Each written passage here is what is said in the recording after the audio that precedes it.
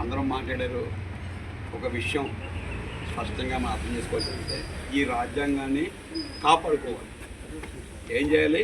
కాపాడుకోవాలి. దీనికి తూట్లు పడుస్తున్నారు. ఈ రాజ్యాంగంలో ఏముంది? కులాల అతీతంగా, మతాల అతీతంగా బతకాలని ఉంది. లౌకిక రాజ్యం. దీనికి నష్టం చేస్తున్నారు. అలాగే పేదవాడికి రక్షణ కల్పించే ఈ రాజ్యాంగంలో ఉంది. ప్రతి ఒక్కరూ ఉచితంగా విద్య అభ్యసించే రాజ్యాంగంలో ఉంది. అలాగే ప్రతి ఒక్కరూ బతికే హక్కు ఉంది, జీవించే హక్కు ఉంది, స్వేచ్ఛ హక్కు ఉంది, అలాగే సమానత్వంగా ఉన్న హక్కు ఉంది. ఎందుకని ఈరోజు రాజ్యాంగాన్ని తూట్లు పడుస్తున్నారు? అనేక రకాల కులాల మతాలను రెచ్చగొడుతున్నారు. ఈ రాజ్యాంగం అమలు చేయట్లేదు. ముఖ్యంగా ప్రభుత్వ రంగాన్ని కాపాడుకోవాలని ఉంది. ఇప్పుడు స్టీల్ ప్లాంట్ని అమ్మేస్తున్నారు ప్రైవేట్ వ్యక్తులు.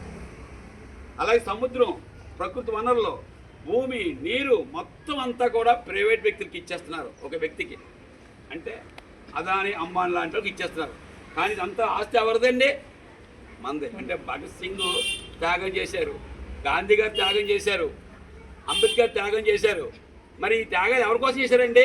భారతదేశంలో ఉన్న ప్రజలందరూ కూడా సుఖంగా ఉండాలి, సంతోషంగా ఉండాలి, ఆరోగ్యంగా ఉండాలని త్యాగాలు చేశారు. ఆ త్యాగాల్ని మనం కాపాడుకోవాలి.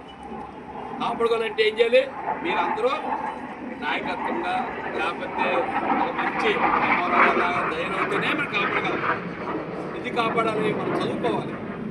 అంబేద్కర్కి వాళ్ళ కుటుంబంలోని 11 మంది అమ్మా, 11 మంది సంతానం.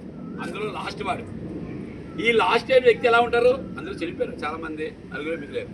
చనిపోతే చిన్నవాడికి అన్నీ ఉండవు. ఈ అన్ని తండ్రి ముసలైపోతాడు, తల్లి ముసలైపోతాడు, తండ్రి ఉద్యోగం అయిపోయింది. అలాంటి పరిస్థితుల్లో నిర్భాగ్యంగా ఎటువంటి ఆధారం లేకుండా ఉండే వ్యక్తి ఈ సమాజానికి మార్చాలి, ఈ సమాజంలో ఏదో సేవ చేయాలి, ఏదో చేయాలన్న ఆలోచనతో వచ్చాడు. ఎన్ని కష్టాలు వచ్చాయి, ఎన్ని ఇబ్బంది